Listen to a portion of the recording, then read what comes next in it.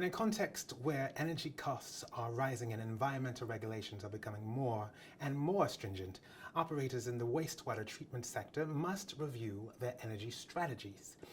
So which tools enable energy efficiency to be measured in a wastewater treatment plant?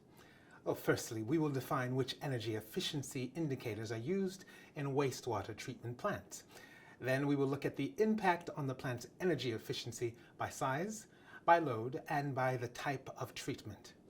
To measure energy efficiency, the ratio between input energy consumption, i.e. electricity consumption in watt hours, and the services production needs to be calculated.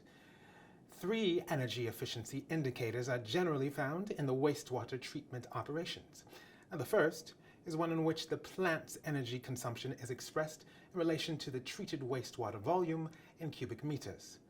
The second is one in which the plant's energy consumption is expressed in relation to population equivalent per year. Population equivalent, written as PE, corresponds to the average discharge of wastewater of one person per day.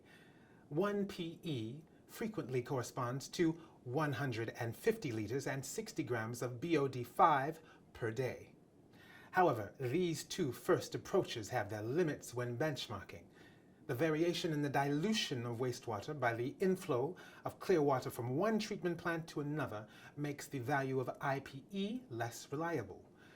In addition, the values related to population equivalent vary from one country to another. Now, a wiser approach is to consider the energy consumption in relation to the pollution load to be removed, such as COD. Once the energy performance indicators have been selected, it is possible to undertake a benchmark to identify the objectives for improving the plant's energy efficiency. In the case of a wastewater treatment plant, several factors may influence the facility's energy performance. For example, the plant's size, the plant's load, the treatment technology used, the treatment objectives. So let us look in particular at the impact of a plant's size, the load, and the technology used. For the comparison to be coherent, it must be carried out amongst plants with the same size. Typically, a plant size is defined according to population equivalent. Now, generally, it can be seen that energy performance tends to increase as a plant size increases. Now, this can be explained by several factors such as the efficiency of the equipment used, operational flexibility, or methods. So let us now look at the biological load in a plant. The load is defined by the relationship between the polluting load and BOD5 actually received by the plant and the plant's theoretical nominal BOD5 load. Now, it can be seen that as the organic load rate increases, the associated specific energy ratio decreases. Before making a comparison, a third important factor to take into account is the type of technology used during treatment. Now, indeed, energy consumption is different for each type of treatment process. A big difference can be seen in consumption according to the processes implemented.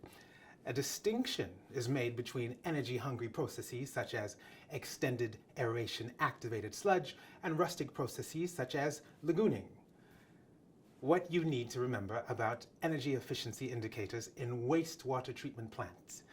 Now, 3 main ones exist, considering the ratio between energy consumption and treated water volume, or population equivalent, or removed pollution load.